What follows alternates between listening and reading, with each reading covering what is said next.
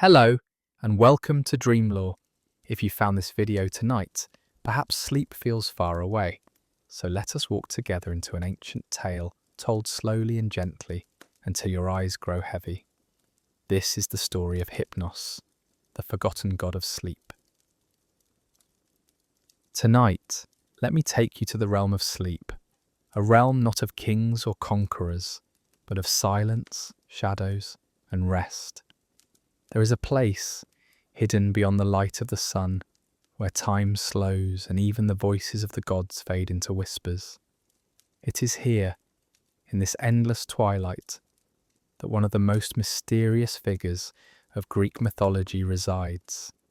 His name is Hypnos. Perhaps you have heard little of him. Unlike Zeus with his thunderbolts, or Poseidon with his seas, Hypnos does not command storms, nor raise mountains, nor rule over mortals with dazzling displays of power.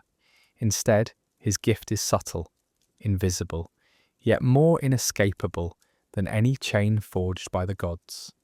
Hypnos is the god of sleep. Every night when your eyes grow heavy, when your thoughts blur and begin to drift, it is said that Hypnos spreads his wings above you. With a gentle touch, he closes your weary eyes and leads you into dreams. To mortals he brings rest, to heroes he offers escape from pain, and even to the immortals of Olympus he can bring stillness. But to understand Hypnos, we must travel further, not into the shining palaces of Olympus, but down into the darker corners of the cosmos. For he was born not in sunlight, but in shadow. He is the child of Nyx, the night, and in her darkness he found his home. His twin brother is Thanatos, death itself. Where Hypnos guides you gently into sleep, Thanatos carries you into eternal silence. Together, they are two sides of the same mystery, the soft pause of sleep and the endless pause of death. In the tales that survive, Hypnos is not always a silent figure in the background. He moves the fates of men and gods alike. Once, he lulled even mighty Zeus into slumber, changing the tide of war. At other times, he walked beside heroes as they closed their eyes for the last time, ensuring that their journey into death began with peace. And yet, Hypnos remains strangely elusive. He does not appear often in epic poems. He is not the hero of grand temples or golden statues. Instead, he lingers quietly on the edges of stories, just as sleep lingers on the edge of wakefulness. Tonight, we will follow him. We will walk into his cavern where the river of forgetfulness flows and poppies bloom in eternal dusk. We will meet his family, his brother Death, his mother Night, his children Dreams. We will see how he touched the Trojan War, how he loved, and how his image travelled through centuries of art and poetry. And we will see how other cultures, too, imagine the spirit of sleep, from the sandman who scatters dust upon the eyes, to gods of the East who guard the fragile hours of rest. This is the story of Hypnos, a god not of thunder, not of fire, not of ocean, but of silence. A God who touches you every single night, whether you believe in him or not. So close your eyes if you wish, breathe slowly, and let us step together into the shadows where Hypnos waits. We begin our journey not under the golden light of Olympus, but in the deepest folds of shadow. For Hypnos, the god of sleep, does not dwell among marble temples or cloud-tipped palaces. His home lies far away from the noise of men and gods, in a place wrapped in silence, where even the footsteps of time seem to hesitate. The poets tell us that his dwelling rests near the banks of the River Lethe, the river of forgetfulness. Here the waters glide without sound, carrying with them every memory, every burden, every sorrow. To drink from Lethe is to forget. To walk beside its current is to feel the weight of the world slowly slipping away. It is no wonder, then, that Hypnos chose this place as his refuge. For what is sleep if not a nightly forgetting? Around his cave grows a forest unlike any other. No sunlight has ever touched its leaves.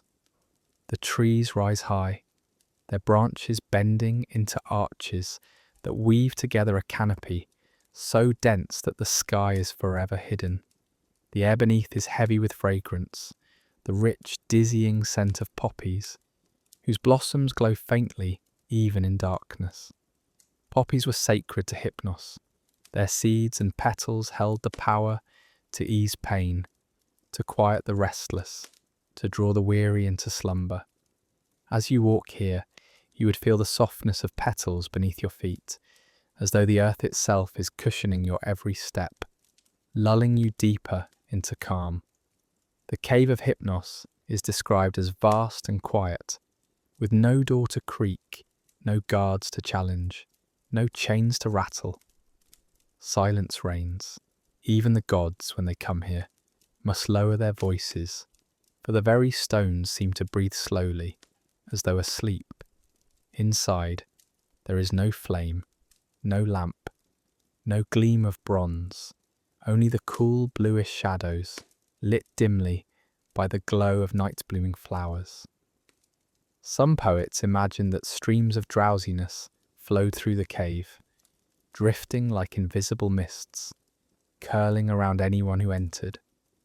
Others said that the ceiling was adorned with feathers, soft as the wings of 1,000 birds, so that every sound fell away, muffled, absorbed, forgotten. The further one ventured into the cave, the heavier the eyes would grow, until even immortals could not resist the weight of sleep pressing gently upon them. It is here that Hypnos himself rests.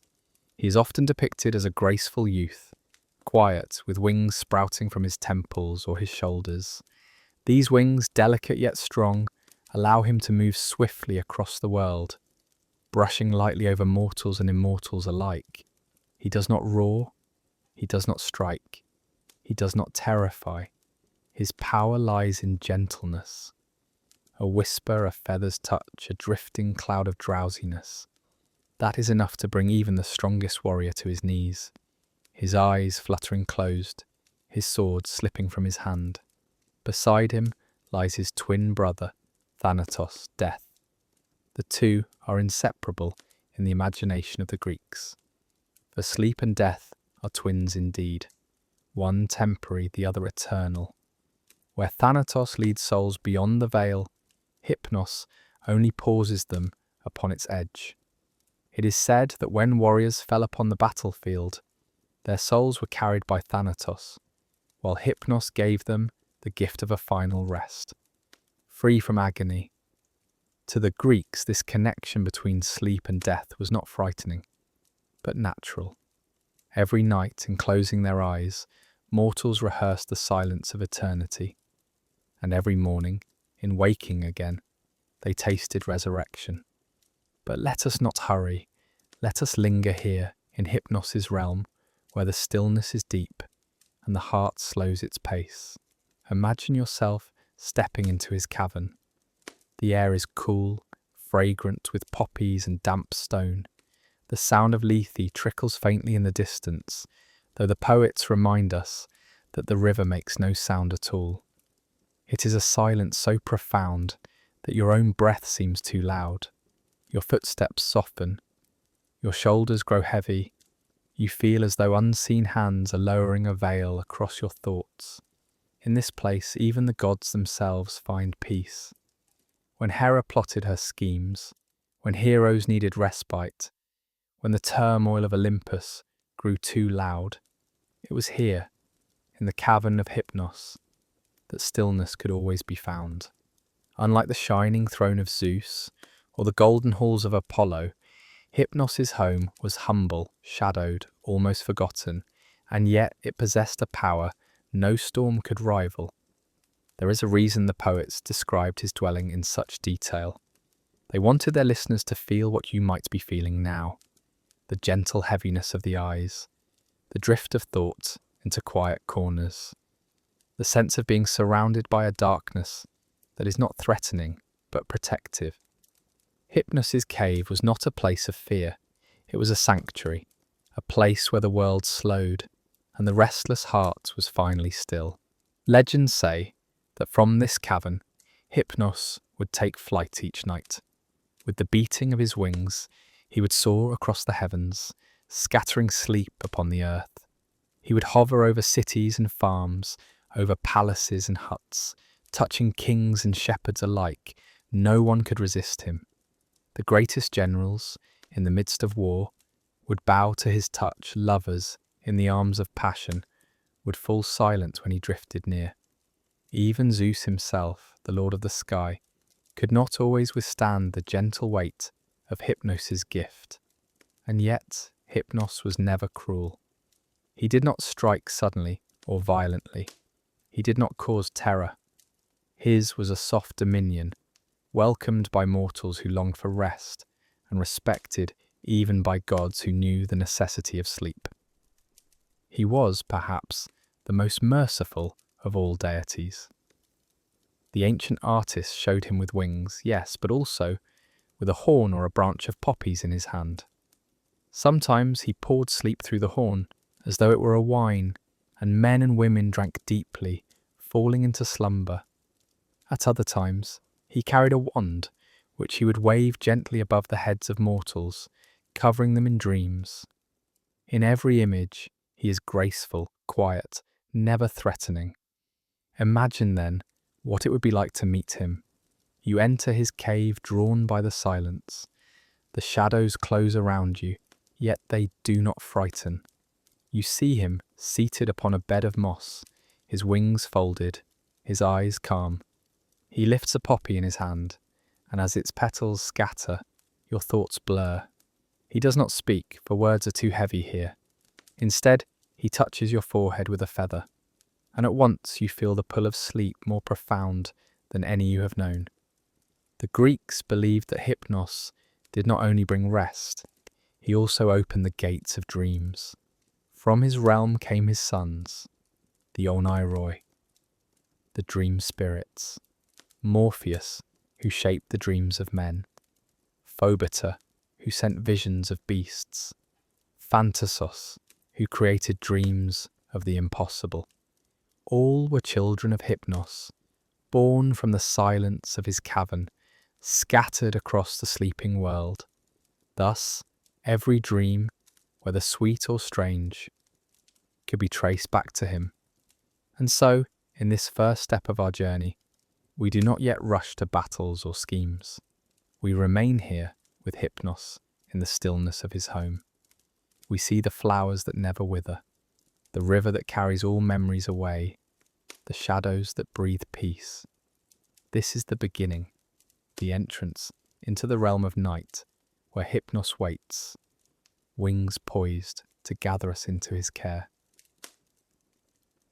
To understand Hypnos, the god of sleep, we must travel further back, beyond his cavern of poppies, beyond the River Lethe, to the very origins of his existence. For every god is born from a story, and Hypnos' story begins in the deepest, most mysterious corner of the Greek cosmos, with Nyx, the night. Nyx was no ordinary goddess. She was older than Zeus, older than Olympus, older even than the Titans who once ruled the world. In the earliest myths, when chaos itself first yawned open, Nyx was among the primordial beings who stepped forth. She was the embodiment of night itself, not merely the hours of darkness after sunset, but the very essence of shadow, silence, and mystery. To the Greeks, Nyx was both awe-inspiring and fearsome. Even mighty Zeus, king of the gods, is said to have feared her. For though his thunderbolts could shatter mountains, they could not pierce her veil of darkness. It was from this goddess that Hypnos was born. Alongside him came his twin, Thanatos, Death. They were two brothers, alike in form, but opposite in destiny. Hypnos brought temporary rest. Thanatos brought eternal stillness. Both were sons of Nyx, and in them the Greeks saw the intimate connection between sleep and death. Every night, when mortals closed their eyes, they entered a shadowy rehearsal of their final slumber, and every morning, when they awoke, it was as though they had returned from the underworld. But Nyx bore many children, besides Hypnos and Thanatos. Her brood was vast, and most of them represented forces of dread and inevitability. From her came the Moirai, the Fates, who spun, measured, and cut the thread of every mortal life. From her came Nemesis, Retribution, who ensured that arrogance was punished. From her came Eris, Strife, who scattered quarrels among men. Even Geras, old age, was counted among her children. Nyx was the mother of everything that lay beyond human control, everything that humbled mortals and gods alike. And yet, among these grim siblings, Hypnos was different. While Nemesis brought punishment, while the Fates wove destiny without mercy, Hypnos offered comfort. He was not cruel, not harsh, but tender. He descended upon weary mortals with a touch as light as dew. He closed their eyes, calmed their breath, and granted them escape from pain, sorrow, and fear. In the terrifying family of Nyx, Hypnos was like a gentle candle flickering in endless dark. His brother Thanatos, however, was a sterner figure. Thanatos did not frighten mortals like the monstrous Hades or the terrifying Erinyes, but he was unavoidable. He arrived quietly, without rage, without pity, and led souls into the underworld. To the Greeks, Thanatos was not a villain. He was necessity. Just as every day must end, so too must every life. And beside him Hypnos walked, his hand soothing those who trembled, making the passage softer. Together they were a pair, death and sleep, two brothers, who came for every mortal eventually. The poets loved to place Hypnos and Thanatos side by side. In Homer's Iliad, when the hero Sarpedon fell on the battlefield, it was these two brothers who carried his body away. Hypnos gave him rest, while Thanatos guided him to the halls of Hades. In that moment, the Greeks revealed how they saw the bond between them, one brother easing the pain of the final breath, the other ensuring that the journey continued beyond. But let us pause here and imagine the household of Nyx. Picture a vast hall of shadows, lit only by the glimmer of stars. Here sits Nyx herself, veiled in black, her eyes deeper than the night sky. Around her, her children move like shapes of dream and omen. The Fates sit at their loom, threads glimmering faintly. Nemesis sharpens her scales of justice. Eris scatters seeds of quarrel. And there, side by side, stand Hypnos and Thanatos. Twins, yet not the same. One smiles gently, wings folded against his temples. The other is solemn, his cloak trailing into silence. The Greeks did not imagine these figures as mere metaphors. To them, they were real presences. When a man drifted into slumber, he felt the hand of Hypnos on his brow. When a warrior lay dying, he felt the cool shadow of Thanatos settling over him. The brothers were everywhere, unseen but inevitable, and they were not alone. From Hypnos himself came children, the Oneiroi, the dream spirits. These were countless flitting shapes who carried visions to mortals as they slept. Among them was Morpheus, the shaper of human forms, who could appear in dreams as friend or stranger. There was Phobeta, who sent nightmares of beasts and monsters, and Phantasos, who wove dreams of things never real, of stone and wood, of oceans and clouds.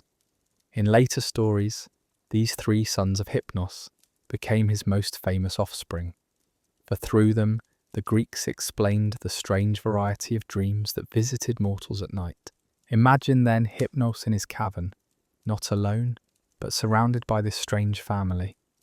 His brother Death seated beside him, quiet and solemn, his mother Night drifting through the shadows, vast and eternal.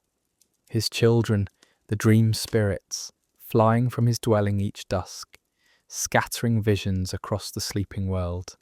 It was not a household of laughter or song, but of silence, mystery and inevitability. And yet within it there was comfort, for Hypnos offered not punishment, not terror, but release. This lineage gave Hypnos a unique position in Greek thought. Unlike gods who ruled the seas or commanded the skies, Hypnos ruled over the very rhythm of human existence. Every creature, mortal or immortal, needed rest. Even Zeus could not remain awake forever. Even Hera, plotting and weaving schemes, required the touch of sleep. Hypnos was not mighty in the way of warlords, but he was inescapable. He was the soft reminder that all strength has its limits, all ambition its pause. His kin, however, gave his figure a sharper contrast. Surrounded by siblings who embodied harsh truths, Hypnos seemed almost merciful. Old age, strife, death, punishment, these were his brothers and sisters, and yet he too was a child of night. In his gentleness, the Greeks glimpsed a balance, for even in the darkest family, there must be one who brings peace. Consider how this vision might have comforted ancient listeners.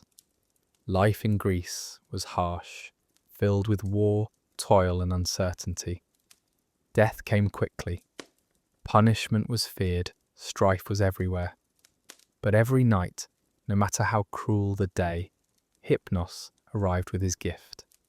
He belonged to the same family as death and strife, but he was their counterweight. He reminded mortals that rest was still possible, that even in a world of suffering, there was a God who cared to grant them ease. This is why, though Hypnos rarely appears in great myths, he was never forgotten. He was too close, too intimate. Every night the Greeks felt his presence, and every morning they awoke with gratitude that he had touched them gently, then departed. And so, as we leave the family of Nyx behind, we carry with us the image of Hypnos among his kin. Born from night, twin to death, father of dreams, he stands at the centre of a strange and shadowed household. Yet unlike his grim siblings, he offers mercy. He is the pause between battles, the veil between sorrows, the hand that closes heavy eyes. This is the story of his birth and of his kin. In the next step of our journey, we will look more closely at the powers he wielded, not merely to bring rest, but to sway gods and men alike. We have entered the cavern of Hypnos. We have seen the flowers that bloom in eternal dusk, the River Lethe that washes all memory away, and the silent hall where even the gods lower their voices. Now we must look closer, not at where he dwells, nor at who stands beside him, but at what he does. For Hypnos is no idle shadow. He is power itself, subtle yet immense. His dominion is sleep, and from that dominion comes a force that bends even Olympus. Unlike Zeus, whose strength was thunder, Hypnos carried no weapon of destruction. He bore no shield, no lightning bolt, no spear to pierce the sky. Instead he carried wings, light and silent. He carried poppies, their petals trembling with the promise of rest. He carried a horn from which he poured the very essence of slumber, as though it were wine drawn from an invisible spring. Where other gods ruled with fire or iron, Hypnos ruled with silence, and silence, when it descends, can be stronger than any storm. The ancients described him as able to touch the eyes of mortals with a feather, and in that touch the mind would drift. The strongest soldier, tense with fury, would feel his sword slip from his hand. The mother, cradling her restless child, would feel her arms grow light, the child finally closing its eyes. The farmer, exhausted from toil, would surrender gladly to Hypnos, falling into the gentle night. And when the gods themselves raged and plotted, Hypnos could fold his wings above them and bring even their counsels to stillness. What made his power extraordinary was its inevitability. A man could resist hunger for a time. He could endure thirst, endure pain, endure toil. But no one, no mortal, no hero, no god, could resist the call of sleep forever. Hypnos would always come, and when he came, resistance melted like frost before the rising sun. In this, his power was greater than the might of Ares, greater even than the cunning of Hermes. For while battles end and schemes falter, the need for sleep remains. The poets often pictured Hypnos as moving swiftly across the world at night, his wings carrying him silently over oceans and mountains. With each beat he scattered the gift of rest. The shepherd in his field would find his eyes heavy. The sailor upon his deck would feel his limbs grow still. The warrior beside his shield would surrender, his dreams filled with visions sent by the Oneiroi, the children of Hypnos. No door was closed to him, no guard could keep him out. He entered every chamber, every hut, every palace. Sleep came to kings and beggars alike. Even Olympus, radiant in its clouds and marble, could not escape him. The gods might scheme and quarrel endlessly, but Hypnos was their interruption. When the councils dragged long into the night, it was he who lowered their heads upon golden thrones. When Apollo grew weary of his lyre, it was Hypnos who carried him into silence. And when Zeus himself blazed with fury, it was Hypnos who proved that even the king of gods could not remain awake forever. There are tales, whispered more than sung, that Zeus feared Hypnos. Once, long before the Trojan War, Hera had asked Hypnos for his aid. She wished to distract her husband, and Hypnos agreed. With a touch he sent Zeus into slumber, and the queen carried out her plans. When Zeus awoke, enraged, Hypnos fled in terror to the farthest ends of the world, hiding even from the thunderbolt. From that day, Zeus kept watch over him with suspicion. Yet, when Hera begged again during the war of Troy, Hypnos obeyed, and once more the Lord of the Sky fell helpless before his touch. What thunderbolts could not achieve, Hypnos' feather accomplished with ease. This, then, was the paradox of his power. It was not violent, but irresistible. No one could fight it. Sleep does not strike, it settles. It does not command, it enfolds. And so Hypnos conquered where no army could march, where no flame could burn. The Greeks imagined his methods in many ways. Some saw him carrying a wand, which he waved gently above the heads of men. Others gave him the horn of sleep, from which he poured drowsiness as though it were liquid. Still others showed him scattering poppy seeds, each seed falling like a spark of dream. But always, always, he was winged, for sleep travels fast. A man may walk across a field, and in an instant find his head nodding. A sailor may scan the horizon, and suddenly his vision blurs. Sleep arrives without warning, swift as the beat of a bird's wing. Yet Hypnos was not cruel. He did not bring terror, nor strike men senseless in their strength. He was gentle, a god of mercy. In the Iliad, when the warrior Sarpedon fell, it was Hypnos who, with Thanatos, carried his body away. In that moment, death was softened by rest. The passage from life to the underworld was made less harsh, for Hypnos accompanied his brother, closing the warrior's eyes with tenderness. Think of this power, the ability to soothe both mortals and immortals, to bring silence to rage, rest to pain, dreams to sorrow. In a world filled with gods of fire, thunder and war, Hypnos stood apart. His reign was not over armies or seas, but over every beating heart that eventually grew tired. The ancients also believed that Hypnos controlled the gates of dream. From his realm flowed the Oneiroi, his countless children. Morpheus, who shaped human forms in dream, could appear as friend, lover, or stranger. Phobetter, darker, sent beasts into nightmares. Thanatos wove visions of impossible things. Mountains made of glass, rivers running with fire, skies filled with blossoms. All these spirits obeyed Hypnos, scattering across the world when he opened his hands. Thus every dream was a fragment of his power, a ripple spreading outward from his cavern. Imagine a single night in ancient Greece. A farmer lies upon his bed of straw, the weight of the day upon his shoulders. His eyes close, and Hypnos brushes his brow. At once, his limbs grow heavy, his breath deepens. From the cavern of sleep, the dream spirits take flight. Morpheus appears, bringing a vision of his family gathered in laughter. Phobetter follows, sending the shadow of a wolf into his field. Thanatos drifts after, painting the sky above him in shapes never seen in waking life. All of it flows from Hypnos, master of rest, father of dreams. This was his dominion, and it reached further than any other gods. Zeus commanded the sky, Poseidon the sea, Hades the underworld. But Hypnos commanded the pause that touched them all. For what use is thunder without the silence after? What is the sea without the stillness of night upon its waves? What is the underworld without the echo of final sleep?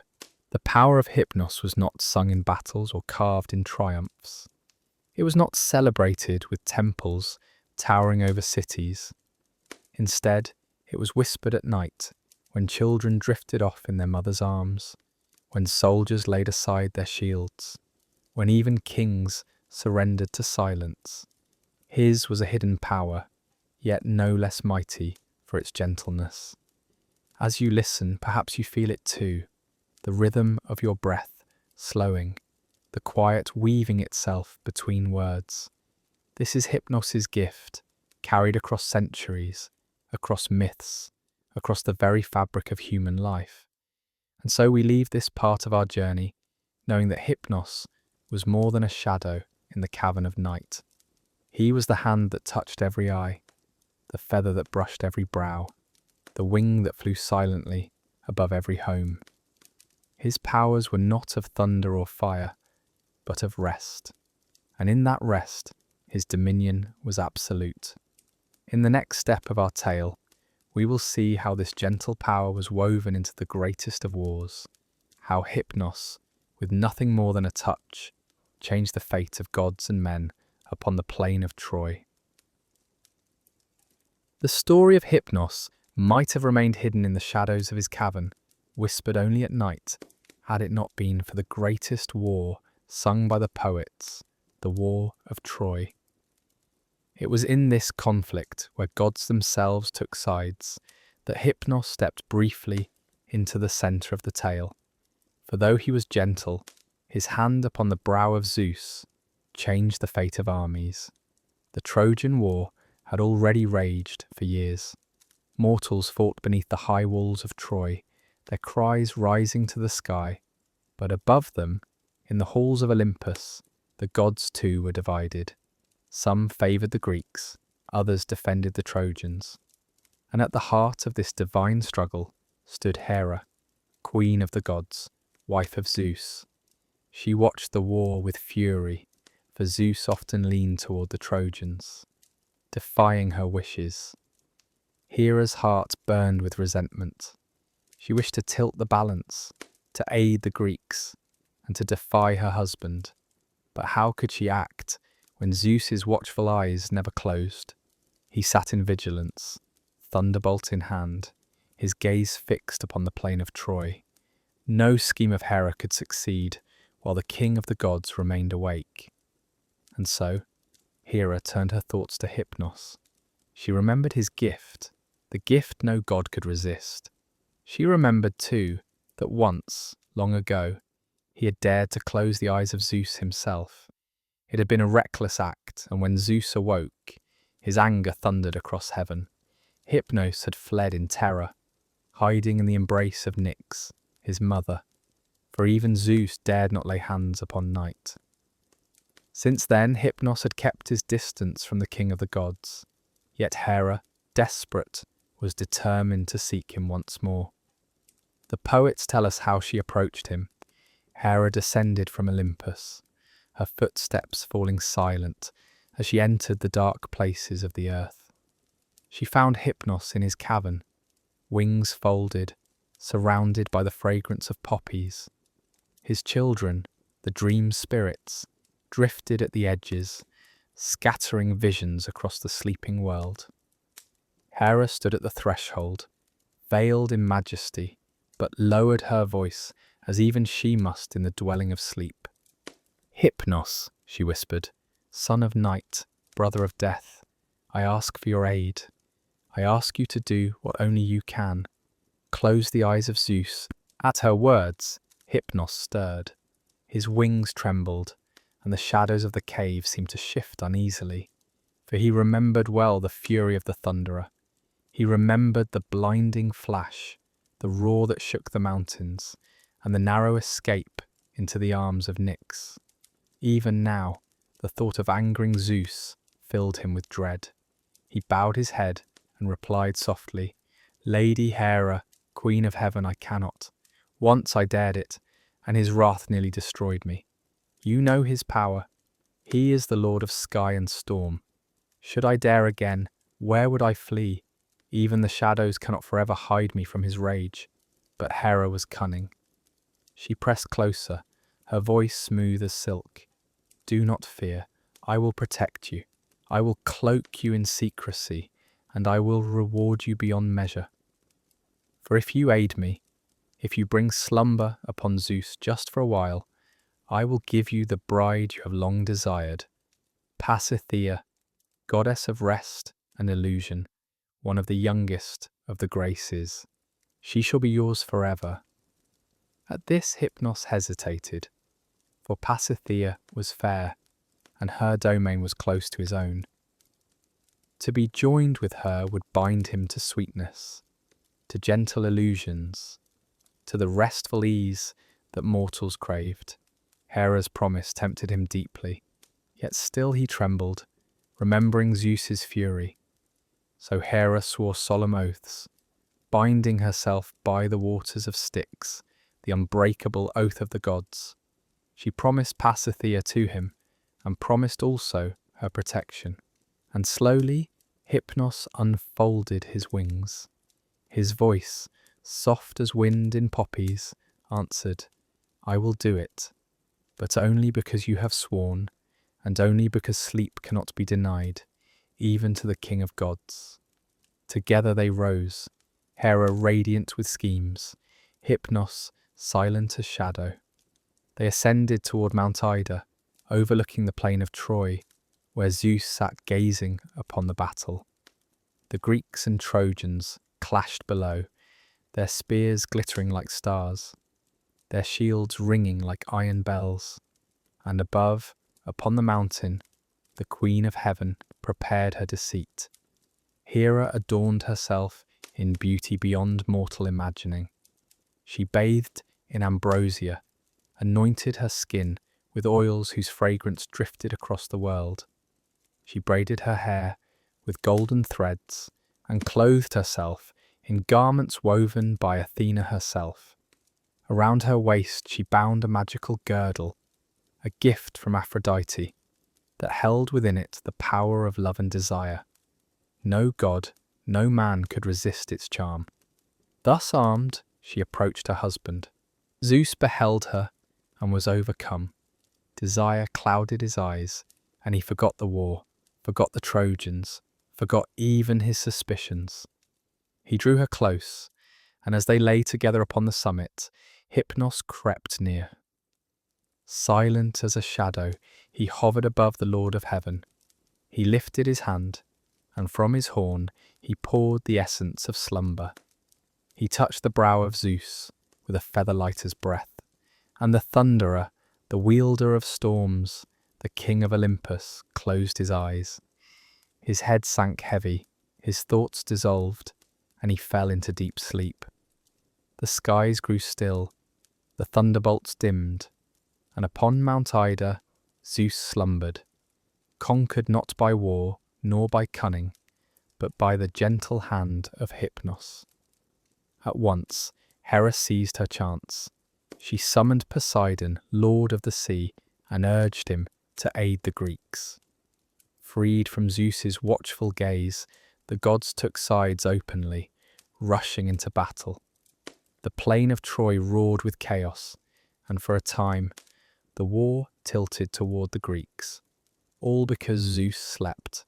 Hypnos, however, did not linger. He knew well the danger of his deed. Swiftly he spread his wings and flew, soaring over the sea until he reached the halls of Poseidon. There he announced the deed. Zeus was asleep and the gods were free to act. His voice carried triumph, but also caution, for when Zeus awoke, fury would shake the heavens once more. And so it happened. The battle raged, men fell, gods clashed, and that the plain of Troy ran red with blood. But upon Mount Ida, the king of gods lay helpless, lulled by the soft dominion of Hypnos. This tale, sung by Homer and whispered by poets, reveals the secret strength of the god of sleep. No thunderbolt could strike him down, for he never fought with force. No shield could bar his way, for he entered through the eyes and the mind. No vigilance could resist him, for even the most watchful gaze must close. Hypnos, with nothing but wings and poppies, turned the course of war. And when Zeus awoke at last, his fury was terrible. The skies shook, the earth trembled. He searched for the one who had dared to close his eyes, but Hypnos had already fled, safe in the shadows, hidden once more in the embrace of night. For even Zeus, in all his rage, dared not pursue him there.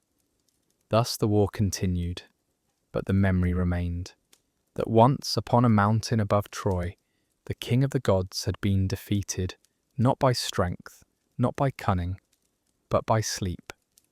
And so we see the power of Hypnos revealed, not through temples, nor through worship, but through a single moment when even Zeus could not resist. It is this moment that the poets cherished, for it showed that sleep is stronger than thunder, stronger than pride, stronger than war itself. As we leave this tale, we carry with us the image of Hypnos hovering above the thunderer, wings outstretched, pouring silence upon the storm, and we know that though he dwells in shadow, his power is woven into the very heart of history. In the next part of our journey, we will follow Hypnos, not upon battlefields, but along the quieter path he shares with his brother Thanatos, the journey of souls and the tender rest that comes at life's end. When the poets spoke of Hypnos, they rarely placed him upon battlefields or among the thunder of councils. His realm was not one of noise, but of silence. And so it is fitting that one of the most tender images of him comes not in war, but in the moment after, the moment when the struggle ends, when breath falters, when a soul begins its journey away from life.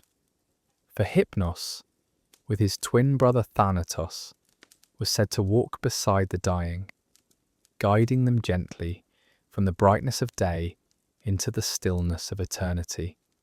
The Greeks feared death, as all mortals do, yet they also knew that death could not be escaped. In their imagination, it was not only Hades, the stern ruler of the underworld, who met them at life's end, but also the twin brothers born of night, sleep and death, Hypnos and Thanatos. Together they formed a pair, inseparable, a balance of mercy and necessity. Hypnos would arrive first, laying his feather-light hand upon the brow, quieting pain, easing fear. Then Thanatos would follow, calm and unyielding, to lead the soul into the halls of the dead. This vision softened what might otherwise have been unbearable. Death was not imagined as a violent seizure, but as a procession. And at the head of that procession was Hypnos, bringing peace before silence. One of the most vivid scenes comes to us from Homer's Iliad. There we find the tale of Sarpedon, son of Zeus, who fought bravely on the side of the Trojans. When the Greek hero Patroclus struck him down, Sarpedon fell upon the earth, blood mingling with dust.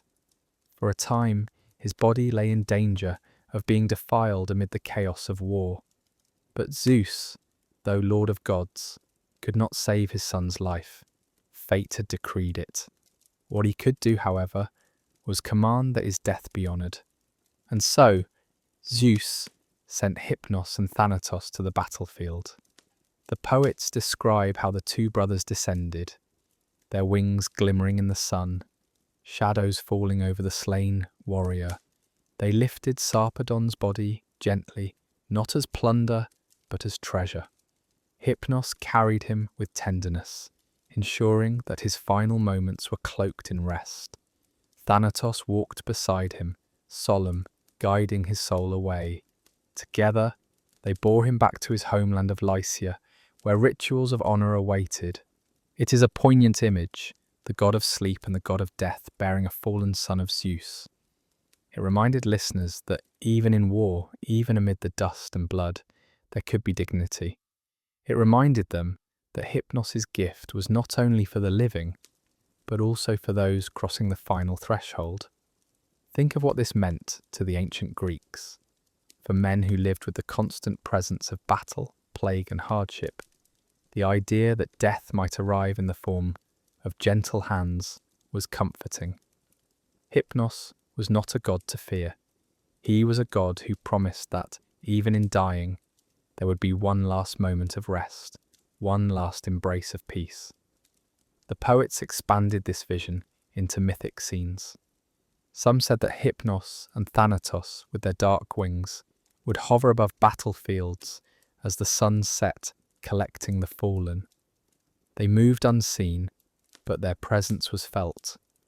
A warrior closing his eyes for the last time might sense the brush of feathers, the sudden easing of pain, the drift into a darkness that was not cruel but merciful. Then, guided by Thanatos, he would step into the underworld. Thanatos himself was often imagined as a stern but not monstrous figure. Unlike the terrifying Erinyes or the monstrous Hades, he did not torment, he simply led. He was the end, quiet and inevitable. But beside him, Hypnos gave that end a softness. Together they embodied two truths of mortal life, that all must rest, and that all must one day rest forever. The Greeks depicted the brothers on vases and in sculpture, carrying away fallen heroes. Hypnos was often shown as a youth with wings, Thanatos as a darker twin, robed and solemn. In these images they were not frightening, but serene. They reminded the viewer that death, like sleep, was a part of the order of things. This belief echoed in their rituals. When someone died, the body was laid out, eyes closed by loving hands. To close the eyes was to mimic the touch of Hypnos, the god of sleep. In that gesture, mortals reenacted the divine. They gave their dead the same mercy that Hypnos gave in myth. A final closing, a final peace. It is striking how deeply these ideas shape their culture. Even today, we speak of death as eternal sleep. That phrase comes directly from this ancient vision. The connection between Hypnos and Thanatos lingers in our language, in our metaphors, in our quiet hopes that the end may not be terror but rest. Let us linger on the image of the battlefield again. The clang of swords fades. The cries of the wounded grow dim. Amid the smoke and dust, a body lies still. Suddenly the air stirs, wings descend. Two figures step from shadow.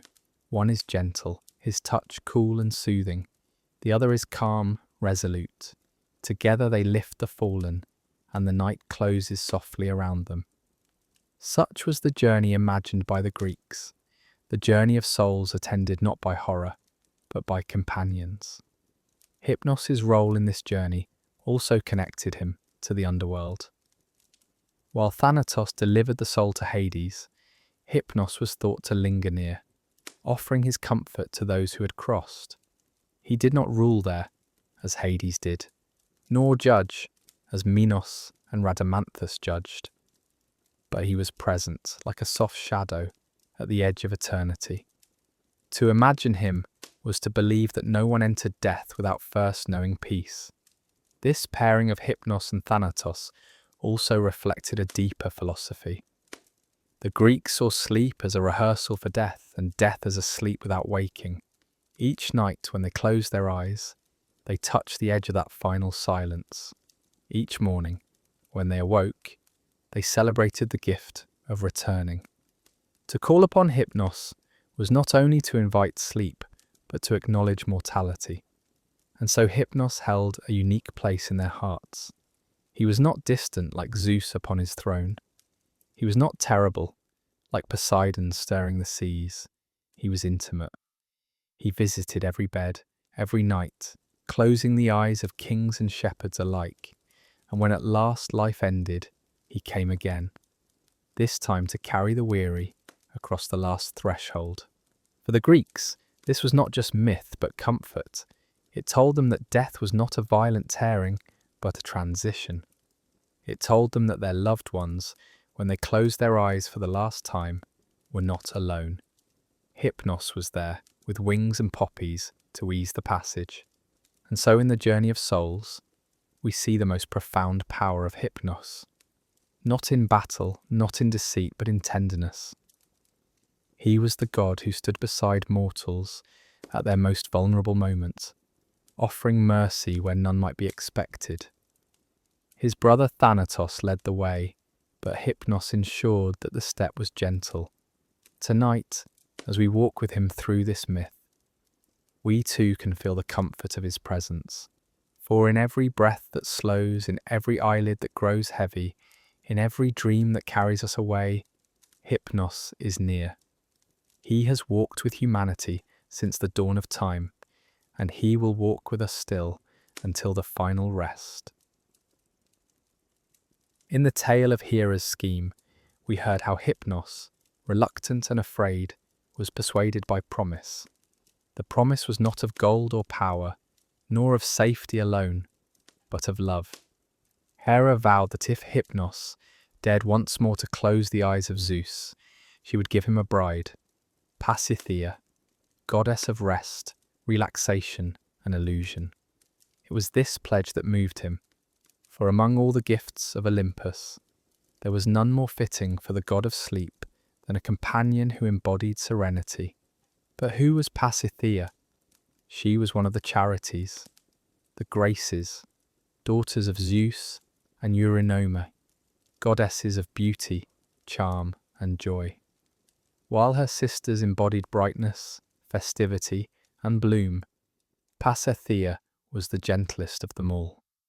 She was said to bring ease to weary limbs, comfort to troubled hearts, and sweet visions to minds seeking escape. In her presence, rest deepened into delight, and dreams shimmered with soft wonder. The poets imagined her as youthful and graceful, her steps light as falling petals, her eyes glimmering with the haze of dreams. Her very name means all goddess or all divine, but she was most closely linked to relaxation and the dreamy illusions that accompany rest. She was not thunderous, not commanding. She was quiet, soothing, a balm for the spirit. It is little wonder, then, that Hera chose her as the reward most likely to win Hypnos' courage. When at last Hera's scheme succeeded and Zeus slept, the promise was fulfilled.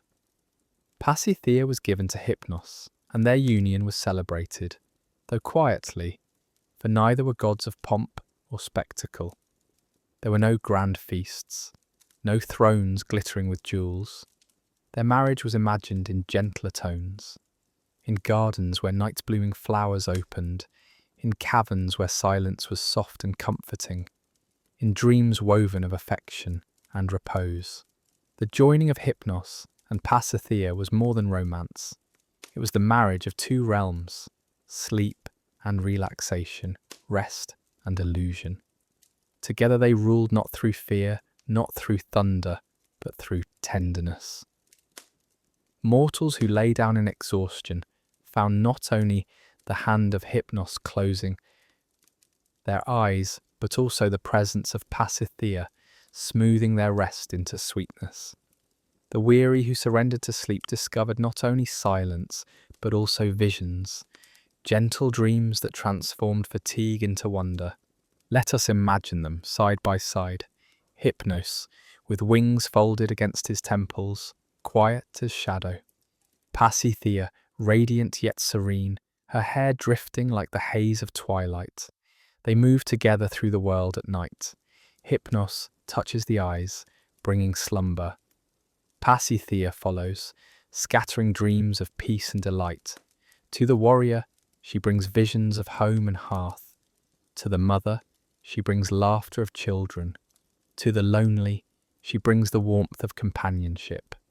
Where Hypnos closes the door of wakefulness, Pasithea opens the window of dream. The poets tell little more of their love, for it was not the stuff of drama or battle. Yet in that silence lies its beauty. Theirs was not a story of betrayal or rage, but of harmony. They were united in purpose, both seeking to bring rest to gods and mortals alike. And though Hera had promised Pasithea as a bribe, it seems that their companionship was true. For in every vision of sleep thereafter, her influence lingers beside his. Think of how the Greeks might have understood this union. For them, rest was not only necessary, it was sacred. To sleep was to enter the realm of Hypnos, but to sleep sweetly, without terror or unrest, was a blessing beyond measure. That blessing was Pasithea's gift. If Hypnos ensured that eyes closed, Pasithea ensured that the heart was comforted. Together, they completed the circle of rest. Some later poets linked Pasithea to the art of illusion, to the weaving of visions both real and unreal. In her embrace, mortals dreamed not only of truth, but of possibilities. Forests that never withered, oceans that gleamed with stars, faces long lost but seen again in memory. She softened reality with the shimmer of imagination, and in this she became the perfect companion to the god of sleep. For dreams themselves are illusions granted in mercy. It is easy to picture their realm as one of gentleness. While other gods quarrelled in Olympus, while storms shook the sea and fire consumed cities, Hypnos and Pasithea dwelt apart, tending to the quiet needs of mortals. Their halls were not carved of gold but of silence. Their treasures were not weapons, but poppies and feathers. Their worshippers were countless, though they offered no temples. Every man, woman and child who lay down to rest became theirs for a night. Their love also deepened the lineage of dream. From Hypnos came the Oneiroi, but with Pasithea those dreams gained sweetness. Morpheus shaped human figures, Phobator sent beasts, Thanatos conjured visions strange and impossible. But it was Pasithea who lent them charm, who softened their edges, who turned nightmare into vision, sorrow into memory, fatigue into wonder. Through her, dreams were not only shadows, but also gifts. And perhaps it is in this quiet companionship that we see Hypnos most fully. For though he was son of night, twin of death, he was also a lover. Though he wielded power to topple even Zeus, he also sought tenderness. Though he dwelt in shadow, he was not alone. Pasithea's presence showed that even in the deepest night, there could be harmony, beauty, and affection. Let us linger on this thought. Imagine the cavern of Hypnos, with its river of forgetfulness flowing silently, its flowers blooming in eternal dusk. Now imagine Pasithea there, her presence filling the air with calm. Together they sit, Hypnos folding his wings, Pasithea scattering blossoms that glow faintly like stars. Around them drift the dream spirits, carrying visions into the world. And in that cavern, there is no fear, no strife, no thunder, only peace. The Greeks may not have sung many hymns to this union, but its essence endures. For every time we fall asleep, not only into silence, but into comfort, every time we dream not only of shadows, but of delight, we feel the touch of both Hypnos and Pasithea. Their love, quiet and unseen, has shaped the very rhythm of rest across ages. And so, though Hera promised Pasithea as a bribe, she became far more than that. She became the companion who balanced Hypnos' power, who gave sweetness to his silence, who turned mere slumber into healing. She is the whisper in the dream, the warmth in the night, the gentleness that makes sleep not only necessary, but cherished. Thus, in the love of Hypnos and Pasithea, we glimpse the tender heart of mythology itself. Amid the battles and betrayals, amid the thunder of gods and the fury of fate, there remains space for quiet companionship, for softness, for peace. And perhaps that is why the poets, though they spoke little of it, preserved their names together.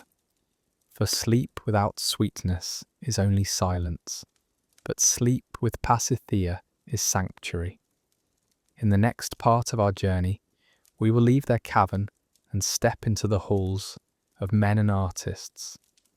We will see how the figure of Hypnos was carved and painted, how his image endured through centuries of poetry and sculpture, how his wings and poppies became symbols recognized far beyond Greece. When myths survive, they do so not only in the words of storytellers, but in the hands of poets and artists. Hypnos, though a quiet god, left his shadow across the canvas of ancient imagination. He was not sung as loudly as Zeus, nor sculpted as grandly as Apollo, yet his presence lingers in fragments of poetry, in delicate carvings, in vessels that carried wine and oil across the Mediterranean. In these remnants, we glimpse how the Greeks, and later the Romans, envisioned the god of sleep. The earliest poets set the foundation. Homer, in his Iliad, gives us the most vivid episodes of Hypnos, the son of night, dwelling in shadow, persuading Zeus into slumber, and alongside Thanatos carrying the body of Sarpedon. These images shaped everything that followed. To Homer's listeners, Hypnos was not abstract. He was a figure who acted, who influenced the course of war, who touched gods and mortals alike. His role was subtle, but his impact undeniable. Later poets expanded these glimpses. In Hesiod's Theogony, Hypnos is named among the countless children of Nyx, paired with Thanatos as her twin sons. Here he is set firmly within the genealogy of the cosmos, a reminder that sleep was not merely a human need, but a divine principle. Hesiod's verse lingers on the paradox that from the dark womb of night came both rest and death, twin companions, inseparable and inevitable. Other poets gave him gentler roles. In fragments of lyric poetry, Hypnos is invoked as a comforter, a deliverer from toil. Shepherds sang of him in the fields, praying for his touch at midday. Lovers called upon him to soothe restless longing. Even warriors, weary from battle, spoke of him as a god whose mercy was greater than victory. In each case, he was remembered not for spectacle, but for solace. Beyond words, we find him in art. The Greeks, fond of decorating their pottery with scenes from myth, sometimes painted Hypnos in flight. On one surviving vessel, He is shown with wings sprouting from his temples, delicate and curved, his body bent in motion as though descending upon a mortal. In another, he appears with Thanatos, the two brothers lifting a fallen hero. Hypnos' expression is soft, while Thanatos' is solemn, a visual echo of their contrasting gifts. Perhaps the most famous image of Hypnos in sculpture is the bronze head of Hypnos now housed in the British Museum. Dating from the Roman era, but based on earlier Greek prototypes, it shows a youthful face, calm and serene, with one wing rising from the side of his temple. The features are delicate, the eyes half-lidded, as if caught between wakefulness and slumber. The wing itself is finely detailed, each feather carved with care. To gaze upon it is to feel the essence of Hypnos, quiet, graceful, inevitable. This bronze head has become iconic, not because of grandeur, but because of its intimacy. Unlike statues of Zeus that towered above worshippers, this head seems made for closeness. One can imagine it resting in a private chamber, a reminder each night of the god who would soon arrive. Its survival across centuries speaks to the fascination Hypnos inspired, even in later Rome, where he was known as Somnus. The Romans, inheriting Greek myths, adapted Hypnos into their own art and literature. Somnus appears in the works of Ovid, who describes his dwelling as a cavern filled with dreams. Ovid lingers on the imagery, the poppies that grew at the entrance, the river that hushed all sound, the countless dream shapes flitting within. From Ovid we receive not only a god, but a geography of slumber, a landscape woven of silence and shadow. This vision influenced art for centuries, inspiring medieval and Renaissance depictions of sleep as a winged youth scattering poppies or dust. Hypnos' imagery also crossed into the realm of medicine and philosophy. Ancient physicians spoke of sleep as a gift from the gods, and Hypnos became a symbolic figure in their writings. The staff entwined with poppies, later associated with healing, recalls his domain. Philosophers used him as metaphor. Plato described knowledge slipping away as though touched by Hypnos, while others spoke of death as the brother of sleep, echoing Homer's words. In funerary art, Hypnos appeared often. Tombs were carved with winged youths, reclining as if asleep, their features calm. These were not grim images of death, but tender reminders that the departed had entered eternal rest. For families mourning loved ones, such carvings brought comfort. They whispered that death, though final, was touched first by the gentleness of Hypnos. Coins too bore his likeness. In certain regions, local mint struck images of a winged head, half-lidded eyes, symbolizing Hypnos. These coins circulated through markets, carried in pockets, exchanged for bread and wine. In this way, the god of sleep travelled with mortals in their daily lives, a reminder that rest was as constant a need as food or drink. Even outside Greece and Rome, echoes of Hypnos endured. In later centuries, the figure of the Sandman emerged in European folklore, scattering dust upon the eyes of children to bring slumber. Though not directly the same, the resemblance is striking. A gentle figure, wingless but familiar, carrying the essence of sleep. Scholars have often traced this imagery back to the ancient vision of Hypnos, the winged youth with poppies in his hands. Today, when we speak of hypnosis, we still use his name. The practice of lulling the mind into trance is a modern echo of his ancient power. Even in science, his shadow remains. But perhaps the most enduring legacy of Hypnos in art is his calm. Unlike the violent gods, his images rarely show struggle. Unlike the stern gods, his face does not frown. He is always youthful, always serene, always winged. To see him is to feel rest, and in that rest lies his immortality. Let us imagine, then, the gallery of his depictions, bronze gleaming softly, a head tilted in quiet, pottery painted with wings bending toward a sleeper, a Roman poet describing caverns filled with poppies, a tomb carved with a youth reclining, eyes closed, eternal rest upon his lips. Each is a fragment, a piece of a larger mosaic. Together they tell us that Hypnos was not forgotten, that though he rarely spoke in myth, his presence was felt in life. For in truth, how could he be forgotten? Every night he visited, every morning he departed. He needed no temples, no priests, no altars. He was worshipped in every bed, every cradle, every weary corner of the world. The art and poetry that survive are only traces of that deeper truth, that humanity, across centuries, has always felt the touch of Hypnos. And so, in poetry and art, his legacy continues. From Homer's verses to Ovid's caverns, from bronze wings to marble tombs, from Greek pottery to Roman coins, he lingers still. He is the shadow in the gallery, the calm on the canvas, the whisper in the verse. Hypnos, the god of sleep, remains immortal not in thunder, but in rest. In the next part of our journey, we will step beyond Greece and Rome. We will see how other cultures, too, imagine the spirit of slumber, how dreams and sleep were given faces in lands far from Olympus, how Hypnos' essence echoed across the world. The Greeks gave a name to sleep Hypnos, and clothed him in wings and shadows.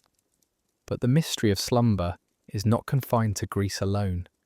Across the world, in lands far from Olympus, other peoples too have wondered at the stillness that overtakes them each night.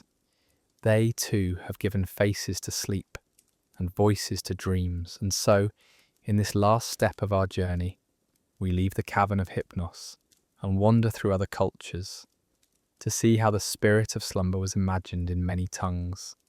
When Greece passed its myths to Rome, Hypnos became Somnus.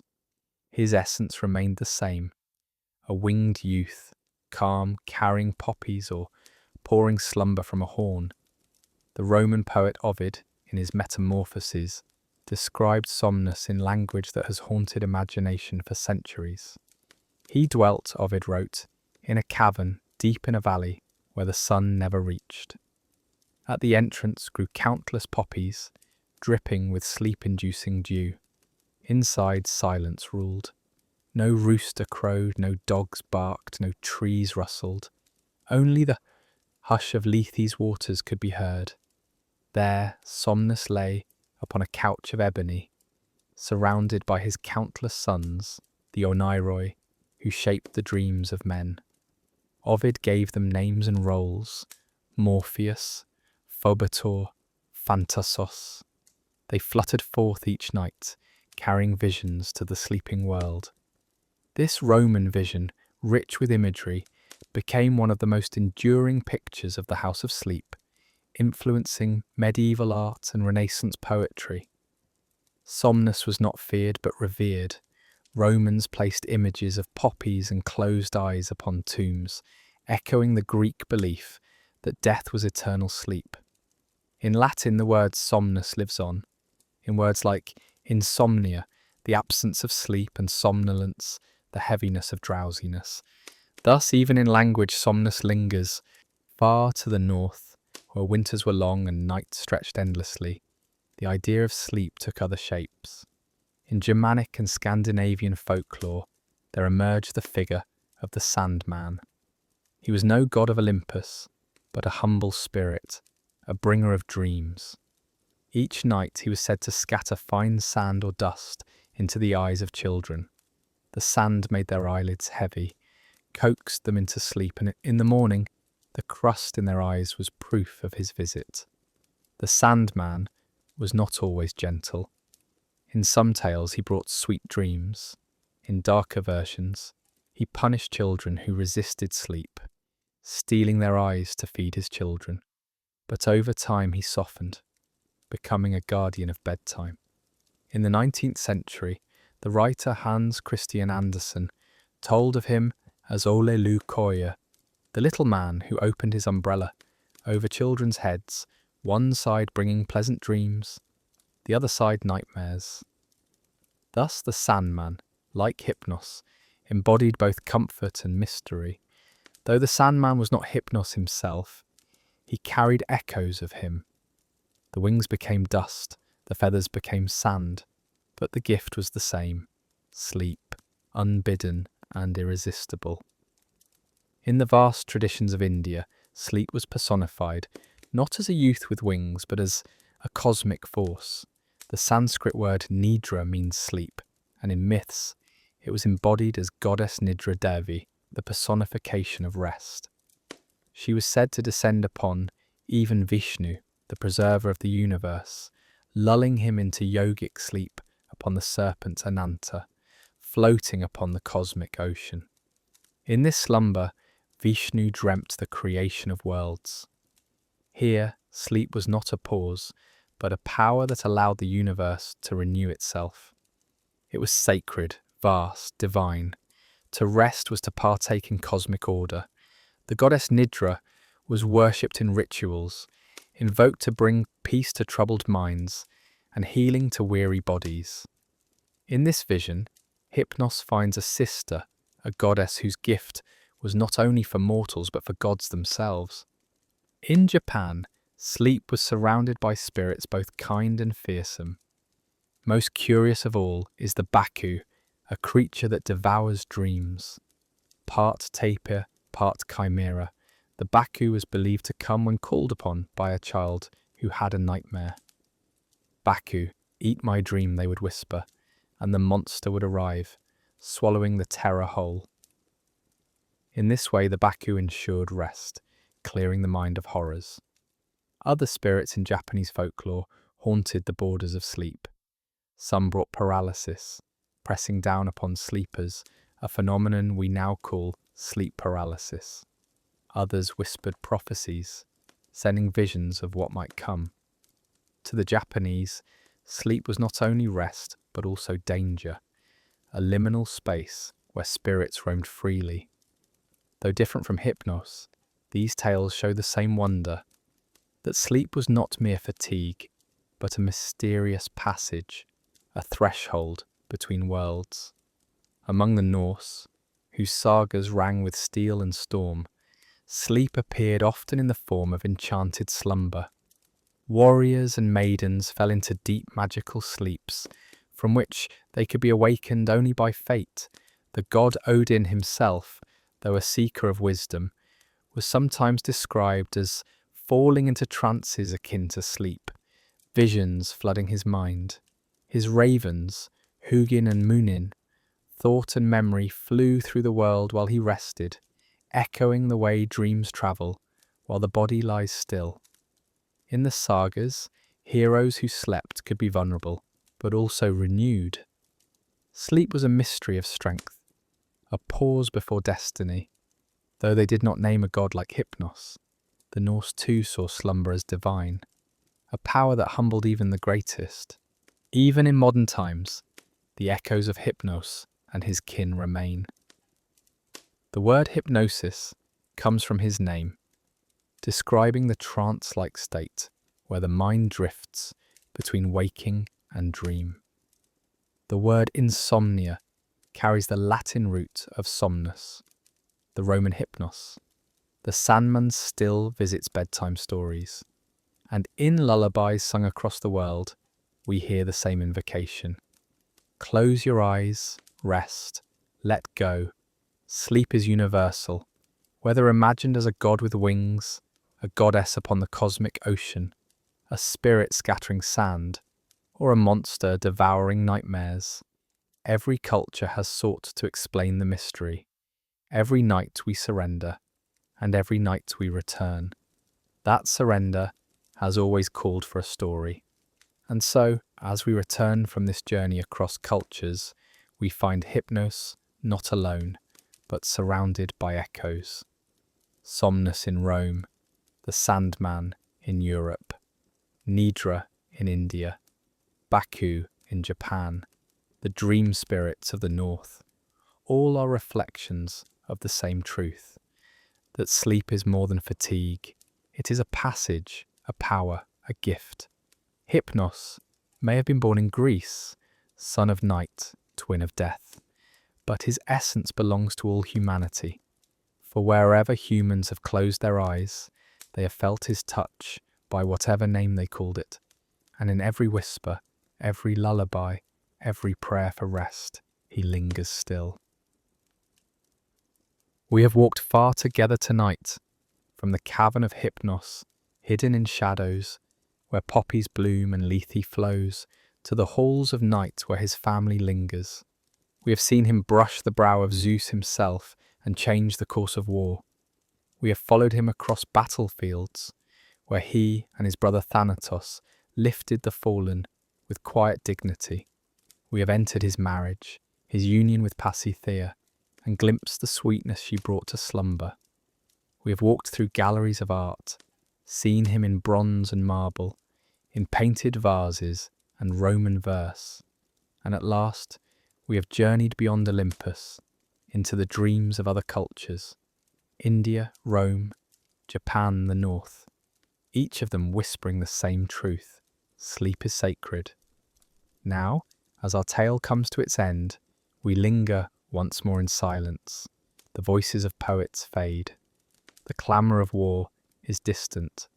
The rustle of myth grows still. Only Hypnos remains, wings folded, eyes calm, waiting at the edge of your thoughts. He is not a god of grandeur. He does not demand temples of marble or sacrifices of blood. His altar is humbler, yet nearer, the place where you lay your head, the quiet between heartbeats, the moment when eyes grow heavy. Each night you meet him, though you may not know his name. Each night he comes, as faithful as the turning of the stars, carrying you gently into the world of dreams. Imagine him now. His cave stretches before you, dim and endless, filled with flowers whose fragrance soothes your breath. The river murmurs softly, though you cannot hear it, carrying away your worries like fallen leaves. The air is cool, wrapping you like a cloak. At the threshold stands Hypnos himself, serene, his hand outstretched. He does not speak, he does not command. He simply waits, wings trembling faintly, a feather poised in his grasp. You step forward, and already you feel it. The weight of the day loosening from your shoulders, the noise of thought softening into whispers. His feather brushes your brow, and a hush falls over you. The battles of memory fade. The questions of tomorrow recede. Even your breath seems guided by him. Slow, deep, steady. In this moment, you are as countless before you have been. The shepherd on a hill, the soldier in a camp, the mother cradling her child, the poet gazing at stars, all have known Hypnos. All have surrendered to him, willingly or not. He binds kings and beggars alike, Zeus and mortals alike. No crown protects, no power resists. Yet in his embrace, there is no shame, no defeat, only release. And with him comes Pasithea, scattering her gentle illusions. She brings the sweetness of rest, the shimmer of dreams. Perhaps you will see faces you love. Perhaps you will wander through landscapes that do not exist, mountains of glass, rivers of starlight. Or perhaps you will know only silence, pure and still. Whatever shape it takes, it is her gift, given through him. This is why the ancients called sleep a mercy. This is why they imagined Hypnos not as a tyrant, but as a friend. He did not come to torment, but to comfort. He did not strike, but soothed. And in the arms of death himself, Hypnos walked beside, ensuring that even the last step was eased. Tonight he comes to you again. Already your breath deepens. Already your thoughts drift. Already the world around you grows dim. Hypnos has entered, unseen, and with him, the countless dream spirits who weave visions from the fabric of memory and desire. Morpheus shapes the figures of those you know. Phobiter scatters shadows, which Pasithea softens into harmless phantoms. Thanatos builds impossible wonders.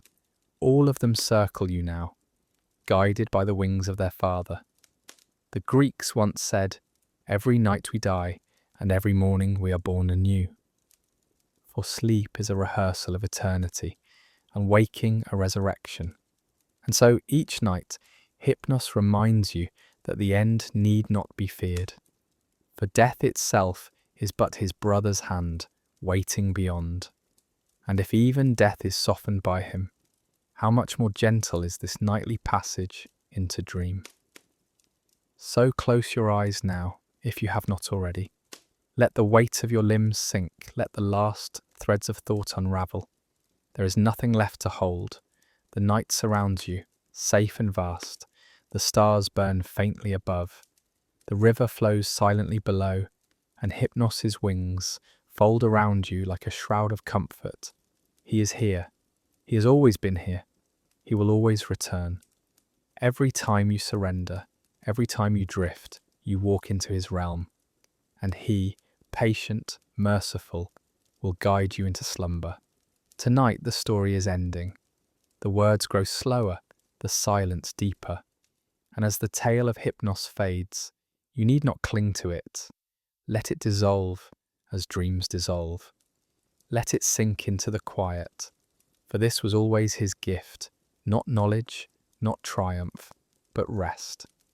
May your sleep be deep, may your dreams be kind, and may Hypnos watch over you until dawn. You've reached the end of tonight's story. Here on Dreamlore, there will always be another myth, another legend, waiting to guide you into sleep. If you'd like to dream with us again, please subscribe and let these tales keep you company. Rest well and good night.